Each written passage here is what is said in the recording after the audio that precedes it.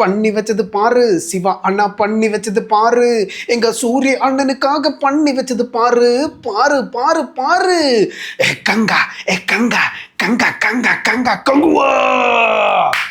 Hello hi വണക്കം മക്കളെ വണക്കം. അങ്ങനെ ഇന്ന് കങ്കുവയാണ് കണ്ടത്. സിനിമയെക്കുറിച്ച് പറയുകയാണെന്നുണ്ടെങ്കിൽ വളരെ നാളുകൾക്ക് ശേഷം സൂര്യയുടെ സിനിമ തിയേറ്റർ റിലീസിനായിട്ട് എത്തുകയാണ്. സോ ഭയങ്കര എക്സൈറ്റഡ് ആയിരുന്നു ഓഡിയൻസ് എല്ലാം, പ്രത്യേകിച്ച് സൂര്യ ഫാൻസ് എല്ലാം ഭയങ്കര എക്സൈറ്റഡ് ആയിരുന്നു. പോരാത്തതിന് ഒരു പീരിയോഡിക് ഡ്രാമയാണ് വരുന്നത്. അതിൻ്റേതായിട്ടുള്ള ഒരു എക്സൈറ്റ്മെൻറ്റ് എല്ലാവരുടെയിലും ഉണ്ടായിരുന്നു. പിന്നെ പണി വെച്ചത് ശിവണ്ണനായതുകൊണ്ട് എനിക്ക് ഏകദേശമൊക്കെ കാര്യങ്ങൾക്കൊരു ധാരണ ഉണ്ടായിരുന്നു. എന്നിരുന്നാലും ഒരുപക്ഷെ രാജമൗലി ഇതേപോലെ നിന്നിട്ട് മാറിയതല്ലേ എന്നൊക്കെ വിചാരിച്ച് ശിവ അണ്ണാവുക്കൊരു മാറ്റം വരട്ടെ എന്ന് വിചാരിച്ചു. ട്രെയിലർ കണ്ടപ്പോഴത്തേക്ക് അവിടെ എവിടെയും തുടിയും തൊടാതെയൊക്കെ പോയപ്പോഴത്തേക്കും കഥ ഏകദേശം ഒരു പിടുത്തം കിട്ടി. അത് നമ്മൾ ഓൾറെഡി ഒരു പ്രഡിക്ഷൻ വീഡിയോ ആയിട്ട് ചെയ്തിട്ടുണ്ട്. എക്സാക്റ്റ് ആ സാധനം തന്നെയാണ് ഇപ്പോൾ വന്നിരിക്കുന്നത് എന്നുള്ളതാണ് എനിക്ക് ആദ്യം തന്നെ പറയാനുള്ളത്. ഇനി സിനിമയെക്കുറിച്ച് പറയുകയാണെന്നുണ്ടെങ്കിൽ സിനിമ സ്റ്റാർട്ട് ചെയ്യുമ്പോൾ തന്നെ നമ്മൾ ട്രെയിലറിൽ കണ്ട അതേ വിഷ്വൽസാണ്. ആ കുട്ടിയെ കാണാതെ പോകുന്നു, അങ്ങനെ ഒരു സംഭവം. പക്ഷേ ഇവിടെ ആര് എന്ത് ഏത് എങ്ങനെ എന്നുള്ളൊരു കണക്ഷനോ അതിനെപ്പറ്റിയുള്ള ഒരു ഡീറ്റെയിലിങ്ങോ ഒന്നും തരാതെ നേരെ കഥയിലോട്ട് കയറി പോവുകയാണ്. പോയി കഴിഞ്ഞിട്ട് പിന്നെ സൂര്യയുടെ പ്രസൻറ്റ് ടൈം നമ്മളിങ്ങനെ കാണിക്കും. അതായത് നമ്മുടെ ഫ്രാൻസിസ് തിയോഡറിൻ്റെ ഇൻട്രോ സീനൊക്കെ എന്ന് പറഞ്ഞു കഴിഞ്ഞാൽ മാരക വെറുപ്പിക്കൽ, ഗംഭീര വെറുപ്പിക്കൽ എന്ന് പറഞ്ഞു കഴിഞ്ഞാൽ കിടിലം വെറുപ്പിക്കൽ. അത് ഒന്നൊന്നര വെറുപ്പിക്കൽ കഴിയുമ്പോഴത്തേക്കൊണ്ട് ദിശ പട്ടാണി അവർ വന്നിട്ട് അതിനേക്കാൾ കിടിലമായിട്ട് വെറുപ്പിക്കുന്നുണ്ട്. ചുരുക്കം പറഞ്ഞാൽ ആ ഒരു പ്രസൻറ്റ് ടൈം എന്ന് പറഞ്ഞു കഴിഞ്ഞാൽ ഇൻസ്റ്റാഗ്രാം റീൽസിന് വേണ്ടിയിട്ട് മാത്രം ചെയ്തൊരു ഐറ്റം. അതിനകത്ത് എടുത്തു പറയേണ്ട ഒരു കാര്യം എന്ന് പറഞ്ഞു കഴിഞ്ഞാൽ പെൺകുട്ടികളെ കാണുന്നു, കാറിൻ്റെ മുകളിലേക്ക് ചാടി കയറി ഇരുന്നിട്ട് സൂര്യ ഉണ്ടെങ്കിൽ ഇരുന്നിട്ട് തല ഇങ്ങനെ വെക്കിയിട്ട് ബോയ്സിൻ്റെ സോങ് ഇട്ട് അതൊരു റീൽ കട്ടിന് വേണ്ടിയിട്ട് ചെയ്തിട്ടുണ്ട്. കഴിഞ്ഞിട്ട് വേറൊരു സീൻ വരുമ്പോഴത്തേക്ക് മോയെ മോയെ മോയെ മോയെ അത് കഷ്ടപ്പെട്ട് ചെയ്തിട്ടുണ്ട്. അതിനുശേഷം പിന്നെ പഴയ കാലം പീരിയോഡിക് കാലഘട്ടത്തിലേക്ക് പോവുകയാണ്. കഥ നേരെ ചന്ദ്രൻ്റെ അടുത്തോട്ട് പോകുന്നു. ചന്ദ്രനിൽ നിന്ന് അടുത്ത ചന്ദ്രനിലേക്ക് വരുന്നു. കാലം 1100 എത്രാണ്ടിലോട്ടൊക്കെ എത്തിച്ചേരുന്നത്. പിന്നെ അവിടെയാണ് മാരക സംഭവങ്ങൾ. അവിടെ ഞാൻ വിചാരിച്ചു കുറച്ച് ക്വാളിറ്റിയൊക്കെ എല്ലാം ബിൽഡപ്പ് ചെയ്ത് കൊണ്ടുവരുന്നത്. പക്ഷേ ഈ ഒരു കാര്യത്തെക്കുറിച്ച് പഠിച്ച് ചെയ്യണം എന്ന് പറയുന്നൊരു സംഭവം ഉണ്ടല്ലോ. അല്ലാതെ ഇപ്പം മനസ്സിൽ നമുക്ക് തോന്നും ഒരു ട്രൈബിനെ വെച്ചിട്ട് വേറൊരു ട്രൈബ് അങ്ങനെ ഇങ്ങനെയൊക്കെയുള്ള കുറേ സംഭവങ്ങൾ നമുക്ക് തോന്നിയെന്നിരിക്കാം. പക്ഷേ ഇത് ചെയ്യുമ്പോൾ, പ്രത്യേകിച്ച് ഇത്രയും ഹൈ ബഡ്ജറ്റായിട്ട് ചെയ്യുമ്പോൾ, വലിയൊരു നടനെ ഉപയോഗിച്ച് ചെയ്യുമ്പോൾ എന്തെങ്കിലുമൊക്കെ കാര്യം ഒന്ന് പഠിച്ചു വെക്കണം. അല്ലാതെ ഈ ട്രൈബ്സ് എന്ന് പറയുന്നവർ ഇങ്ങനത്തെ കോസ്റ്റ്യൂമേ ഇടുകയുള്ളൂ, അവരിങ്ങനെ ആയിരിക്കും, അവരുടെ പല്ലുകൾ മൊത്തം കറുത്തിരിക്കുകയായിരിക്കും. പിന്നെ അഭിനയിക്കാൻ വരുന്ന പെൺകുട്ടികളാണെന്നുണ്ടെങ്കിൽ നമ്മളെ എന്താ പറയുക, റാമ്പ് വാക്ക് കഴിഞ്ഞിട്ട് നേരെ കൊണ്ടുവന്ന് നിർത്തിയിരിക്കണ കുറേ മോഡലുകൾ.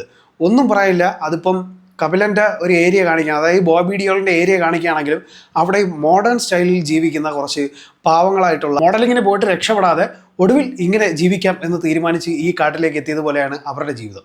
അതൊരു വല്ലാത്ത അവസ്ഥയായിരുന്നു. കഥ ഇങ്ങനെ പറയുകയാണെന്നുണ്ടെങ്കിൽ ഒരു കൊച്ചു ചെറുക്കൻ പിന്നെ വന്ന് പിന്നെ അവൻ്റെ വെറുപ്പിക്കലാണ്, ഒരു രക്ഷയില്ല. പടത്തിൽ ഏകദേശം കുറേ നേരം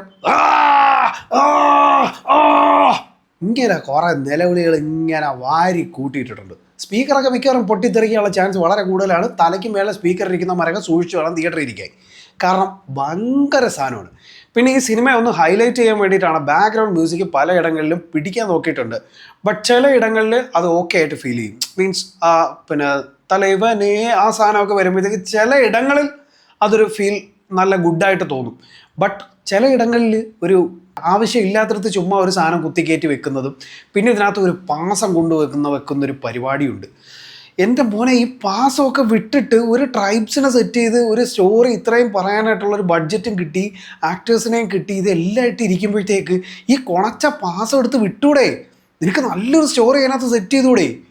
അതുപോലും ചെയ്യാണ്ട് ചുമ്മാ ഒരു പാസം അത് വെച്ചും കൊണ്ട് പോകും. പിന്നെ VFX അസാധ്യ VFX ആണ് മോനെ, ഞെട്ടി തെറിക്കുന്ന VFX, ഗംഭീരം എന്ന് പറഞ്ഞു കഴിഞ്ഞാൽ കിഡിലോസ്കി.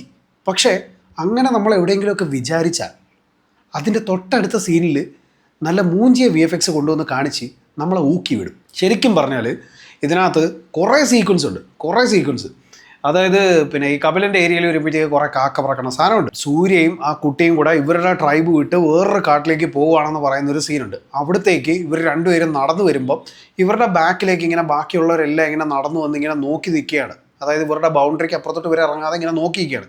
ആ ബൗണ്ടറി വരെ നടന്ന് വരുന്നിടം വരെ ഇങ്ങനെ ഗ്ലിച്ചടിക്കുകയാണ്. അതായത് 3Dയിലോട്ട് ഇങ്ങനെ കൺവേർഷൻ്റെ ഒരു സാധനം ഉണ്ടല്ലോ, അത് പ്യുവറായിട്ട് സെറ്റാവാത്ത രീതിയിലൊരു സാധനം. പിന്നെ നമ്മുടെ ഫ്രാൻസിസിൻ്റെ ഇൻട്രോ സീനിൽ കുറേ സാധനമുണ്ട്. കോണ VFX എന്ന് പറഞ്ഞു കഴിഞ്ഞാൽ വെറും കോണ VFX. ചില ഇടങ്ങളിൽ ഓക്കെ ആയിട്ട് നമുക്ക് ഫീൽ ചെയ്യും, ബട്ട് വെറും തൊലിഞ്ഞ VFX. പിന്നെ ഒരു മുതല അന്യായ സാധനം. പിന്നെ എനിക്ക് ഈ സിനിമയ്ക്കകത്ത് ഒരു പോസിറ്റീവ് ഏരിയ എന്ന് തോന്നിയത്, ഇതിനകത്ത് വെൺപനിക്കാട് എന്ന് പറഞ്ഞിട്ടൊരു കാടുണ്ട്. ആ കാട്ടിലേക്ക് കുറച്ച് ലേഡീസ് പോകുന്നൊരു സാധനമുണ്ട്. ആ പോകുമ്പോഴത്തേക്ക് അവരെ അറ്റാക്ക് ചെയ്യാൻ വേറൊരു ട്രൈബ് വരും. ആ ട്രൈബ്സ് വരുമ്പം ഇവർക്ക് എന്ത് ചെയ്യണം എന്നറിയാത്തൊരു കണ്ടീഷനിൽ ഇങ്ങനെ നിൽക്കും. അപ്പോൾ കങ്കുവ ഒരു രക്ഷകനാണല്ലോ, ഇവരെ ഒറ്റയ്ക്ക് രക്ഷിക്കാൻ നടക്കുന്ന ഒരു രക്ഷകനാണ്. ഇപ്പോൾ എനിക്ക് തോന്നുന്നു വിജയണ്ണ അങ്ങോട്ട് മാറിയിരിക്കുമ്പോഴത്തേക്ക് ഇനി അടുത്തത് ആ ഒരു ഏരിയയിലോട്ട്, രക്ഷകൻ ഏരിയയിലോട്ട് കയറി പിടിക്കുകയാണെന്ന് തോന്നുന്നു. ആ ഒരു സീനിൽ ഈ സ്ത്രീകളെ കൊണ്ടിട്ട് ഒരു ഫൈറ്റ് സീക്വൻസ് ഉണ്ട്. ആ ഫൈറ്റ് സീക്വൻസിന് അവിടെ ഒരു കൊച്ചു പറയുന്ന കുറച്ച് ഡയലോഗ്സും ഇവരുടെ കമ്മ്യൂണിക്കേഷനും ഈ സാധനങ്ങൾ വെച്ചിട്ട് ഒരു കൺസെപ്റ്റ് വരുന്നുണ്ട്. അത് ഭയങ്കര രസമാണ്, അത് അടിപൊളിയാണ്, അതെനിക്ക് ഭയങ്കരമായിട്ട് ഇഷ്ടപ്പെട്ടു. അത് അടിപൊളിയായിട്ട് സെറ്റ് ചെയ്ത് വെച്ചിട്ടുണ്ട്, അത് പൊളിയാണ്. പിന്നെ അങ്ങോട്ട് നോക്കുകയാണെന്നുണ്ടെങ്കിൽ മഗധീര കണ്ടിട്ടുണ്ടോ? പിന്നെ ഏകദേശം അത് തന്നെയാണ് ഇതിനകത്ത്. അതായത് ഞാൻ തുടക്കത്തിൽ പറഞ്ഞു, ക്യാരക്ടറിനെ ബിൽഡ് ചെയ്ത് വെച്ചിരിക്കുന്നതിനകത്തോ ക്യാരക്ടറിനെ ഓഡിയൻസുമായിട്ട് കണക്ട് ചെയ്തിരിക്കുന്നതിനകത്തോ യാതൊരു ബന്ധവുമില്ല. സ്രാവിനെയൊക്കെ കൊണ്ടുവരും, അതിൻ്റെ VFX പറയാതിരിക്കാൻ വയ്യ. ഇതിനേക്കാളും നല്ലപോലെ കൊച്ചു പിള്ളേരെ ചിലപ്പോൾ വരച്ചിരിക്കും. അപ്രതീക്ഷിതമായിട്ടുള്ള ഒരു ക്യാരക്ടറിൻ്റെ വരവാണ്. ആ വരവ് വന്ന് ഞാൻ വിചാരിച്ചു ആ വരവെങ്കിലും നല്ലതായിരിക്കട്ടെ എന്ന് വിചാരിച്ചപ്പോൾ അവിടെയും കൊണ്ടുവന്ന് അസാധ്യ വെറുപ്പിക്കൽ. അവിടേക്ക് ഇങ്ങനെ കൊണ്ടുവന്ന് ആ ഒരു ഏരിയ ബിൽഡ് ചെയ്ത് ഇങ്ങനെ കൊണ്ടുവന്ന് വെച്ചിട്ട് പിന്നെ കുറേ സാധനങ്ങൾ.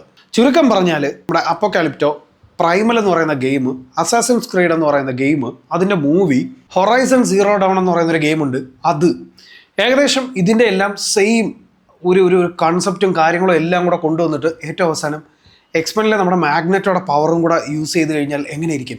സോ ഇതൊക്കെ തന്നെയാണ് ഈ സിനിമയിലുള്ളത്.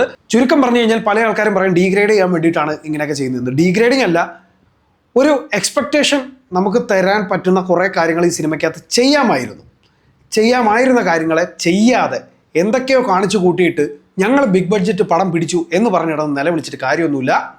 ഓഡിയൻസിന് ഒരു ക്യാരക്ടറുമായിട്ട് എന്തെങ്കിലും ഒരു കണക്ഷൻ ഫീൽ ചെയ്യാൻ പറ്റിയിട്ടുണ്ടോ എന്നുള്ളത് ഡയറക്ടേഴ്സും ടീമും ഒന്ന് ചെക്ക് ചെയ്ത് നോക്കൂ. ഒരു ഇമോഷണൽ കണക്ഷനും ഫീൽ ചെയ്യുന്നില്ല. ചെക്കനെ തട്ടിക്കൊണ്ടുപോയ നമുക്കെന്ത്, നമ്മൾ നോക്കിയിരിക്കും. ഓക്കെ, ഇതിനകത്ത് വേറൊരു പാട്ടുണ്ട്, ഒരു ഫയർ സോങ് പോലത്തെ സംഭവമുണ്ട്. ഞാൻ ശരിക്കും പറഞ്ഞാൽ എനിക്ക് ഉറക്കം വന്ന് തെള്ളി ആ സാധനമൊക്കെ. എന്തിനാടെ ഇതൊക്കെ ചെയ്തു വെച്ചേക്കുന്നതെന്ന് തോന്നിപ്പോയൊരവസ്ഥ. അപ്പോൾ കൂടുതലൊന്നും പറയില്ല, ശിവ അണ്ണൻ ഗംഭീരമായിട്ട് അങ്ങ് പണി വെച്ചിട്ടുണ്ട്. ഇനി പാർട്ട് 2 അടുത്ത പണ്ണൽ വരുമെന്നാണ് പറയുന്നത്. പാർട്ട് 2 പണ്ണാതിരിക്കട്ടെ, അങ്ങനെ പണ്ടിയാൽ പ്രേക്ഷകർ ചിലപ്പം അണ്ണനെ കയറി പണ്ണും. അതായിരിക്കും നടക്കാൻ പോണത്. അപ്പോൾ കൂടുതലൊന്നും പറയാനില്ല. അഭിപ്രായങ്ങൾ വ്യക്തിപരം സിനിമ തിയേറ്ററിൽ തന്നെ കണ്ട് വിലയിരുത്തുക. അപ്പോൾ ഇൻഷോർട്ട് മല്ലോ ഈ സിനിമയ്ക്ക് കൊടുക്കുന്ന റേറ്റിംഗ് 2.5 ഔട്ട് ഓഫ് 5 ആണ്. നിങ്ങൾക്ക് വീഡിയോ ഇഷ്ടമായാൽ ചാനൽ സബ്സ്ക്രൈബ് ചെയ്യുന്ന കാര്യം മറക്കരുത്. അതുപോലെ തന്നെ വീഡിയോ ഇഷ്ടമായാൽ മറ്റുള്ളവർക്ക് ഷെയർ ചെയ്ത് കൊടുക്കുക. പുതിയ വീഡിയോസും റിവ്യൂസും റോസ്റ്റിംഗ് ഒക്കെ ഞാൻ വീണ്ടും വരുന്നതായിരിക്കും. അതുവരേക്കും